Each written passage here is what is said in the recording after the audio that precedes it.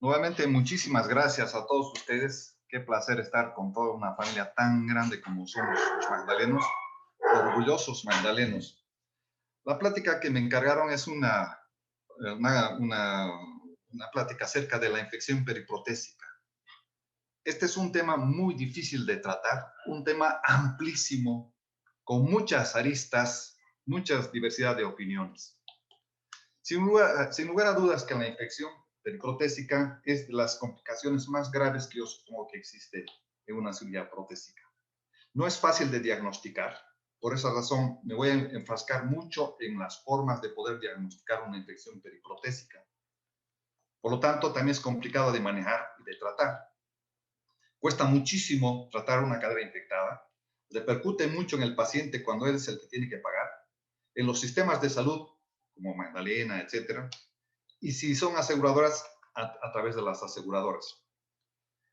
Es indudable que cuando tenemos una infección periprotésica la consideramos como un fracaso y el desánimo que tenemos tanto el paciente que espera una gran mejoría para ese problema que le llevó a someterse a esta cirugía, como para el cirujano que falló, entre comillas, en su intención de reparar este problema. Y al mismo tiempo, problemas familiares del propio paciente, porque hay la discusión de quién se hace cargo, que no estás limpiando bien, etcétera, etcétera. A mí me ha tocado ver pleitos familiares a raíz de una infección periprotésica. Existen muchos problemas que se deben resolver cuando hay una infección periprotésica, desde el simple diagnóstico hasta acciones de prevención para evitar la infección y de ahí muchísimas otras cosas más. Les decía de un principio, es una complicación, yo creo que la más temida de un cirujano, por lo menos para mí esta es la complicación a la que más respeto y miedo yo le tengo. Tiene muchas características diferentes a las de una infección donde no hay prótesis. Tratamiento completamente diferente. Diagnóstico no es fácil, es un diagnóstico a veces muy confuso. Hay diversidad de opiniones con respecto al tratamiento, con respecto al diagnóstico. Hay escuelas inclusive que opinan de una forma y otros de otra forma. Hay diversidad de opiniones con respecto al diagnóstico y tratamiento. Pero la pregunta aquí es, ¿y por qué es diferente? Si analizamos una infección normal donde no hay prótesis, conocemos bien este binomio, huésped-patógeno. Para empezar, los dos son organismos vivos. Este huésped tiene una característica, sabe defenderse cuando alguien le ataca, porque tenemos anticuerpos. Si por alguna razón esta defensa fracasa, se le puede ayudar a través de antibióticos, vía oral, a través de la vía parenteral, músculo, como quiera, y a través de la sangre y la circulación, este antibiótico va a ir a atacar a estos gérmenes. Este es el binomio normal. Pero cuando ocurre un tercero que aparece en la historia, que es el implante, es un elemento no vivo, no se va a poder defender de este ataque, no tiene anticuerpos, no se le puede ayudar con antibióticos, porque ni tiene sangre, ni tiene circulación, obviamente nunca le va a llegar el antibiótico. De aquí la diferencia que existe de una infección donde no hay prótesis. Este es otro hecho interesante, la cantidad de gérmenes necesarios para producir una infección. Cuando existe una fractura expuesta, pero con una lesión de piel apenas puntiforme, que sale el huesito, es necesario quizá hasta 8 millones de gérmenes para producir una infección. Pero si esta fractura expuesta tiene la piel más dañada, ya no son 8 millones, se necesita alrededor de 10.000 gérmenes para producir una infección. Pero cuando hay una prótesis de por medio, hasta con la presencia de simples 100 gérmenes, ya se produce una infección. Vean la gran diferencia que hay en un caso de infección periprotésica. Y la pregunta es, si los gérmenes son los mismos, ¿por qué los tratamientos sistémicos fallan? Vamos a analizar un poco esto un poquito más adelante. Otra pregunta. ¿Qué sucede si las bacterias colonizan este implante? Aquí les traigo un esquema.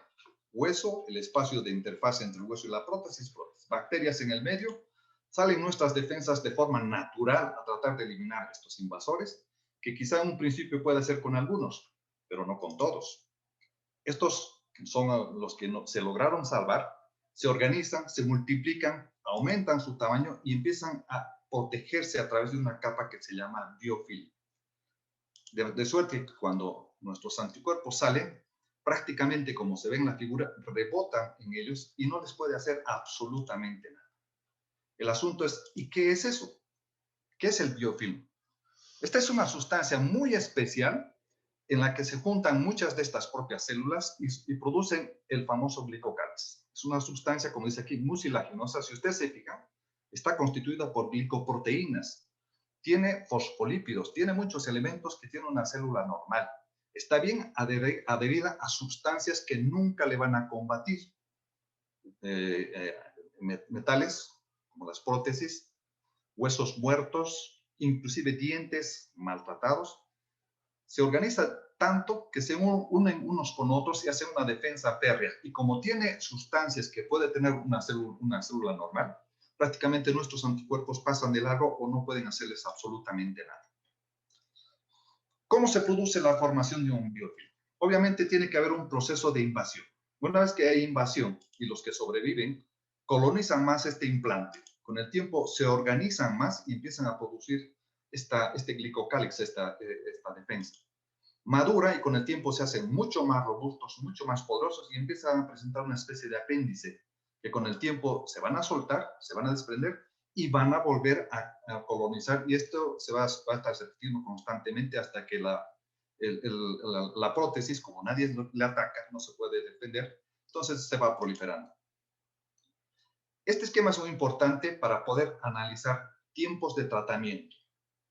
La profilaxis. La profilaxis se debe realizar antes de que exista este proceso de invasión, de manera que al momento de que las bacterias traten de entrar acá, por acción de la profilaxis se contraataca y se puede eliminar. Todavía cuando las bacterias llegan y empieza a hacer su colonización, es decir, en los primeros momentos de una infección aguda, es posible hacer un tratamiento donde se puede mantener la prótesis, dejar la prótesis, no retirar. O se puede hacer claramente un tratamiento en un solo tiempo, porque estas bacterias todavía no tienen su defensa exterior. El problema es cuando se hace más avanzado, cuando ya empiezan a organizarse y tiene el biofilm, y peor cuando ya está maduro. Entonces, de la segunda parte del proceso inflamatorio, del proceso de infección agudo hasta la parte crónica, prácticamente es imposible quitar este biofilm. Por tanto, sale la regla. Todo implante infectado debe retirarse. Esta es una regla. Es muy difícil de diagnosticar. Sabemos que en medicina la clínica manda, y en el caso de nosotros, en ortopedia, la radiología es la que va a coadyuvar, pero no siempre ocurre en un caso de infección periprotésica. Si esto no nos ayuda, como somos científicos, tenemos que hacer un razonamiento. Y nuestro razonamiento es que toda acción que ataca al cuerpo siempre va a producir una reacción inflamatoria. Y nuestra idea es buscar todas las pruebas diagnósticas que demuestren esta reacción inflamatoria secundaria a una infección. En esto se basa todos los métodos de diagnóstico indirectos de una infección periprotésica. De suerte que cuando queremos hacer un diagnóstico de una infección periprotésica, recurrimos a la clínica, como este caso muy evidente, el aflojamiento es muy marcado, las pruebas que le realizamos pueden ser perfectamente positivas, los cultivos que mandamos todos nos resultan con crecimiento. Cuando esto sucede, es que el grado de infección es alto. Estos son tipos de infecciones con alto grado de infección. Aquí no hay duda, este no es problema. El problema es cuando llega un paciente con estas características. Tiene dolor, igual que el anterior, presenta un dolor. Inflamación dudosa. Aflojamiento, no podríamos decir que hay aflojamiento. Las pruebas no son concluyentes, quizás son negativas e inclusive no reacciona siquiera. Y los cultivos prácticamente no presentan desarrollo alguno. Esto es cuando la infección es de muy bajo grado. Este es un gran común, porque aquí es donde comienzan los problemas. Cuando es muy evidente no hay problema, sabemos, hasta podemos ver qué bicho es el que está causando la infección. Pero cuando son infecciones de bajo grado, es ver un verdadero problema. El asunto es, en cada presentación he tratado de ponerles un artículo de los más relevantes respecto al tema que estamos hablando. Este es un artículo muy interesante, donde se prueba que más del 40% de estas infecciones no son diagnosticadas, porque son infecciones de muy bajo grado de infección, y las que se diagnostican son las evidentemente claras, como les mostré en un principio. Si hacemos una comparación entre infecciones de alto grado e infecciones de bajo grado, tanto clínica, exámenes indirectos o los patógenos son diferentes, no son iguales. Lo único en común en los dos es el dolor. Y de aquí es que viene la otra pregunta a responder. ¿En quién se debe sospechar como paciente con prótesis infectada? En todo paciente al que se le puso prótesis y presenta dolor, sobre todo de una causa que no podemos explicar. El problema es que no solamente hay que diferenciar quién está infectado, sino por quién está infectado, que es el principal problema. Existen muchas formas, muchos test, muchas maneras de tratar de buscar la infección, cada quien con su sensibilidad y especificidad. El problema es que ninguna es concluyente, por lo menos por sí sola, ninguna es concluyente. La mayoría de las pruebas que se hacen son pruebas indirectas.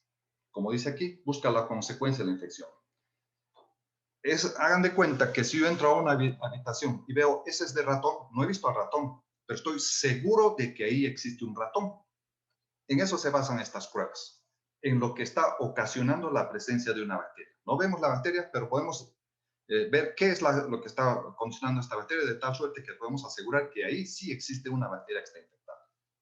Las pruebas diagnósticas podemos hacerlas en pruebas séricas o a través de las pruebas sinoviales. Las pruebas en la sangre, estos son los estudios que se pueden realizar, y en el tejido sinovial, estos son todos los estudios que se pueden realizar. Voy a tratar de explicar los más comunes o accesibles en nuestro medio. Pruebas séricas. Estos tres son los que se pueden accesar en nuestro medio. Vamos a empezar por la primera, proteína C reactiva la velocidad de sedimentación globular. Este es un biomarcador muy interesante porque es de alta respuesta inflamatoria a cualquier germen que se le acerque. Es una prueba muy fácil de realizar, no son baratas, no son caras, son muy baratas. Por eso está considerada en la primera línea de todos los protocolos de infección. El protocolo americano, el protocolo japonés, hindú, del hospital, etc. Todos los tienen en sus protocolos. El problema es que muchas de las infecciones de bajo grado, en muchos de ellos son muy poco elevados, o sea, dudosos, hasta casi normales, en un 60%. Alta respuesta a la inflamación, que es una maravilla porque nos detecta inmediatamente, pero en muchos casos hasta un 60% puede ser anormal. Por tanto, su presencia por sí sola no descarta de ninguna manera la infección. Quiere decir que debemos buscar otros medios de detección. Y aquí tenemos otro biomarcador interesante, el dímero D. El dímero D dice claramente aquí es un producto de la degradación de la fibrina.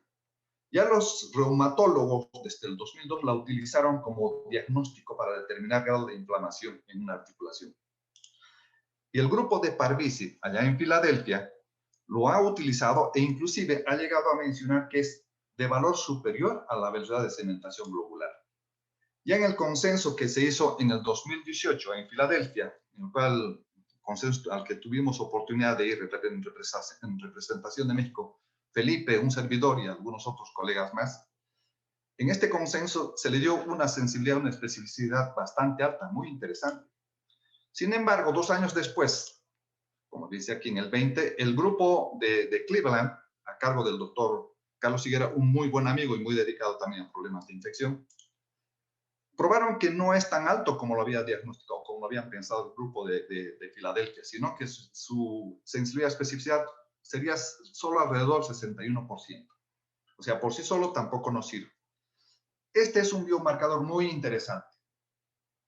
Es muy interesante porque tanto los monocitos, macrófagos y todos estos son los elementos que salen solo cuando se le ataca, cuando hay un antígeno que está molestando.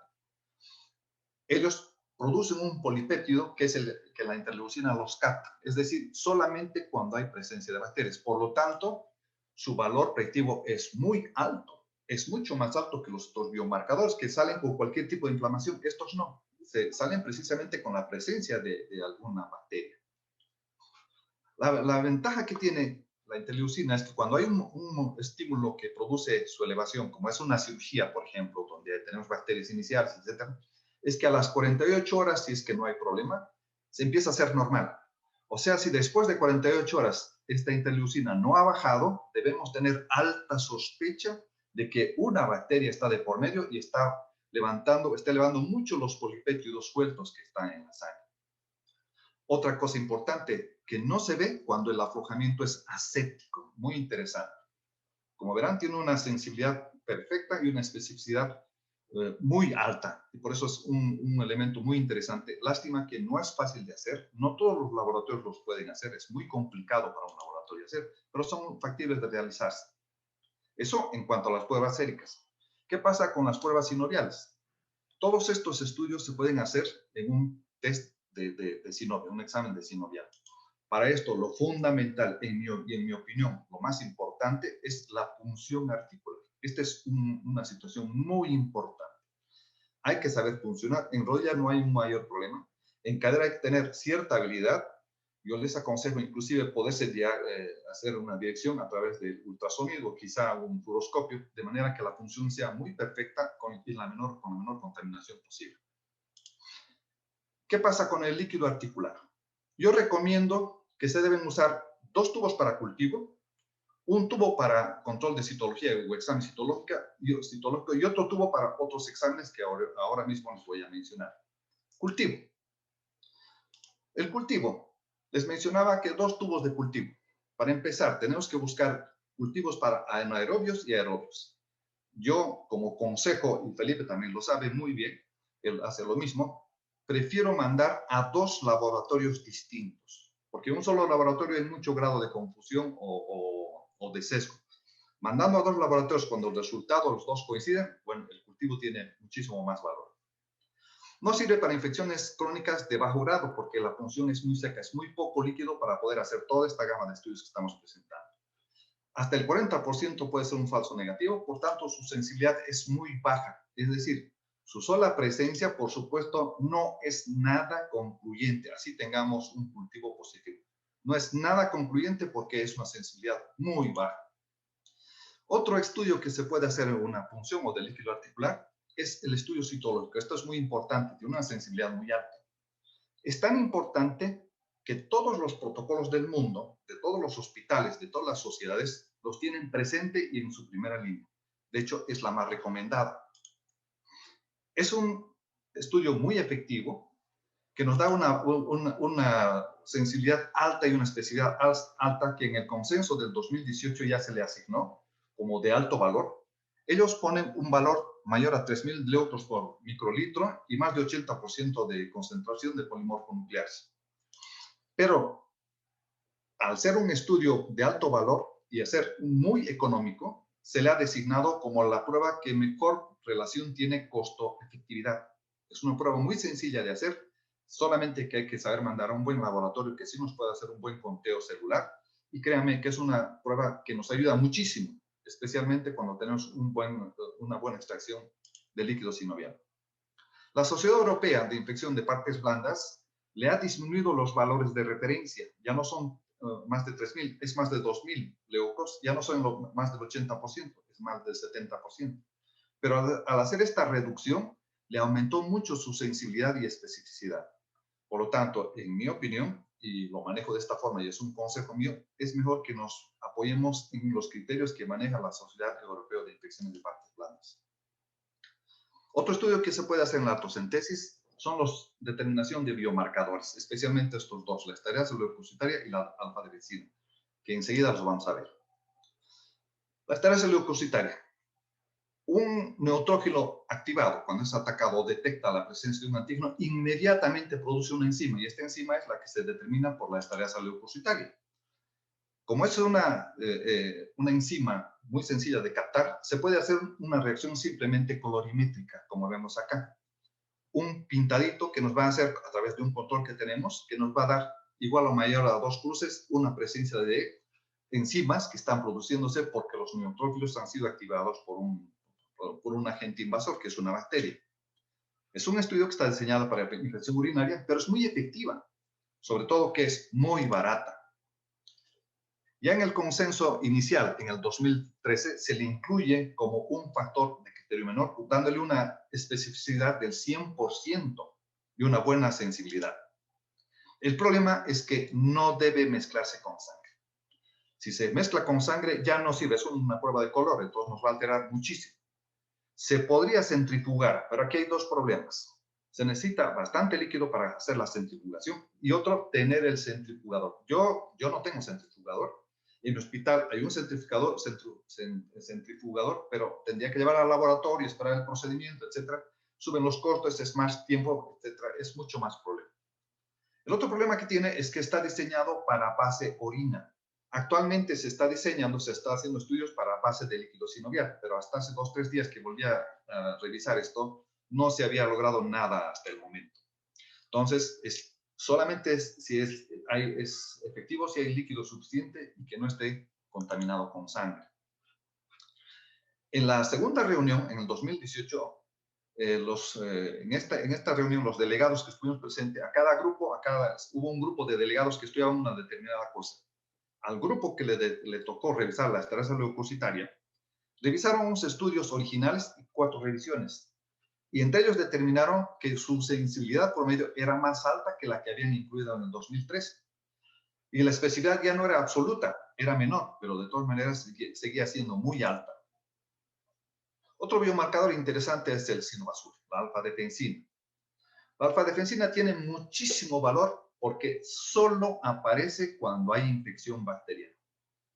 Los neutrófilos, nuestras defensas, reaccionan ante la presencia de infección bacteriana y sacan una especie de contenido de la bacteria y eso es lo que se determina, la que capta la alfa-defensina. Y esa es la prueba que se está utilizando. Parece ser una prueba buena, más del 95% que es de alta sensibilidad y especificidad. Y hay 2 formas, el test que se hace en laboratorio y el test que lo podemos hacer nosotros en el lugar de la cirugía. Acá otra vez les presento siempre bibliografía que habla mucho de ellos, les recomiendo tomar nota de ellos. Test de laboratorio. En el test de laboratorio, este es un estudio de inmunoanálisis, es un estudio de enzimo inmunoanálisis, es un estudio de ELISA. Nos determina cuánta cantidad de alfa-defensina hay en el estudio. Como es un estudio más formal, en laboratorio más formado, hay que preparar el adherir la enzima, no es fácil, hay que saber preparar, entonces toma tiempo, por lo menos 24 horas. Es un método que está aprobado por la FDA y la Comunidad Europea. Muy buena sensibilidad y especificidad. ¿Cuál es el test rápido? O lateral flow, como dicen los gringos. Este ya no es un tipo de ELISA, es un ensayo inmunocromatográfico. Es decir, es un estudio no cuantitativo, ya es cualitativo. Es una prueba de embarazo.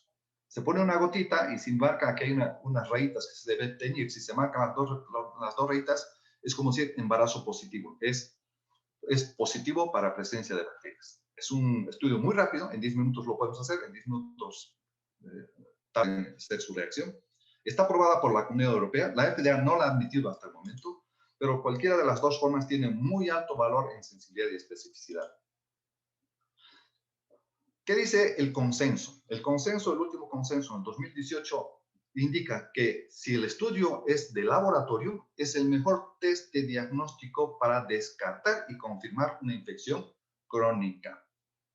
Y la de lateral flow, o la que se hace en lugar de la cirugía, es de mucho menor sensibilidad y especificidad porque la probabilidad de que se contamine, de que no esté bien tomada la muestra, es mucho más alta.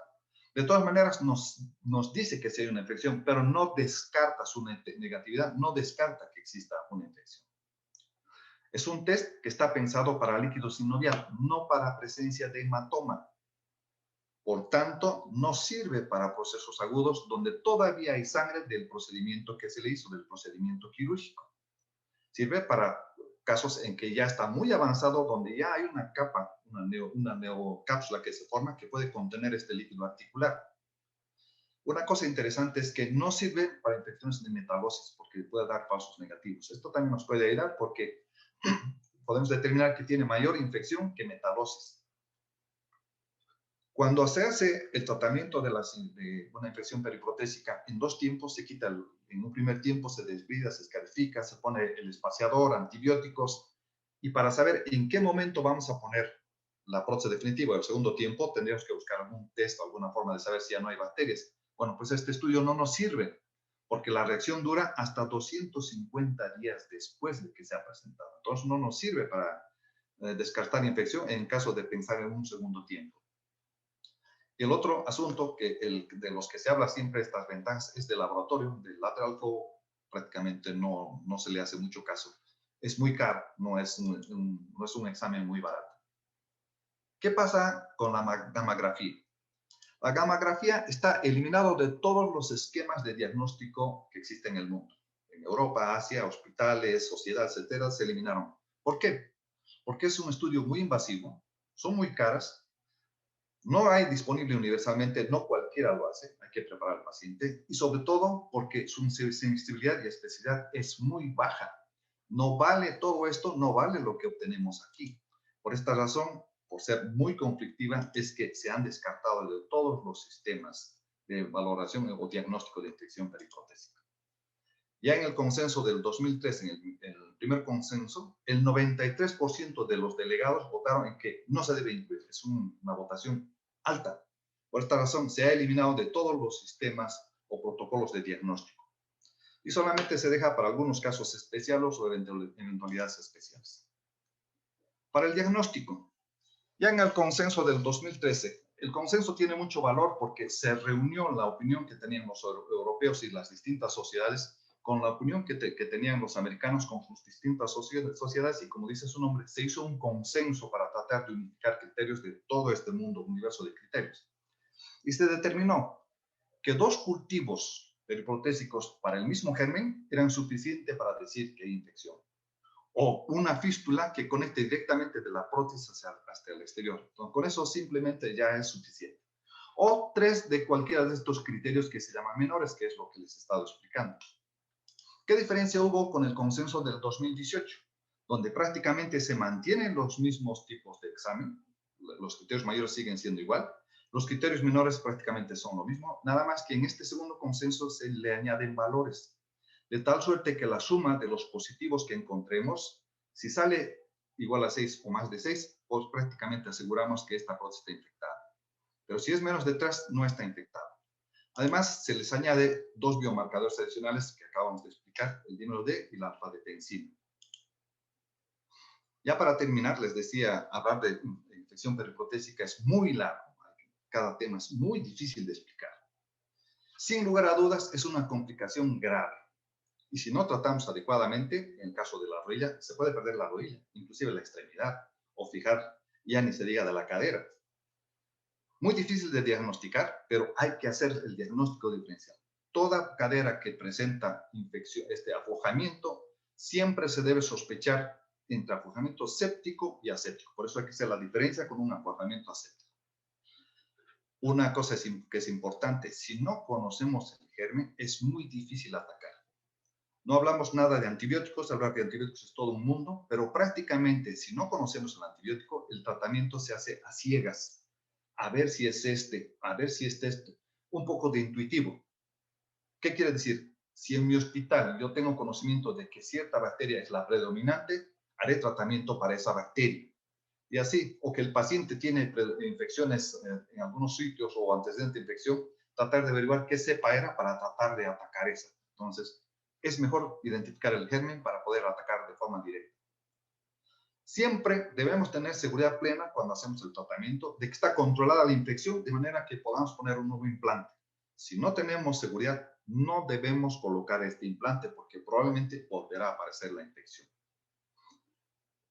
Por otro lado, y mi recomendación, siempre es necesario contar con un infectólogo, alguien que conozca muy bien el manejo de bacterias, de antibióticos. Pero aquí tiene un punto importante, no cualquier infectólogo.